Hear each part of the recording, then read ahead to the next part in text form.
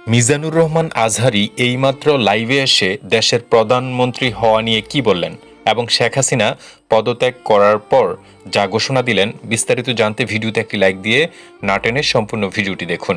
দর্শক, শেখ হাসিনা পদত্যাগ করার পর মিজানুর রহমান আজহারী তার ভেরিফাইড ফেসবুক পেজে বলেন, প্রাণপ্রিয় তরুণ মুক্তিযোদ্ধা ও সর্বস্তরের জনগণের প্রতি আকুল আবেদন, দয়া করে কেউ আইন হাতে তুলে নিবেন না, কারো জানমালের ক্ষতি করবেন না, রাষ্ট্রীয় কোনো সম্পদ নষ্ট বা লুটপাট করবেন না, রাষ্ট্রীয় স্থাপনা ভাঙচুর করবেন না, সংখ্যালঘু ভাই বোনদের পূর্ণ নিরাপত্তা নিশ্চিত করুন।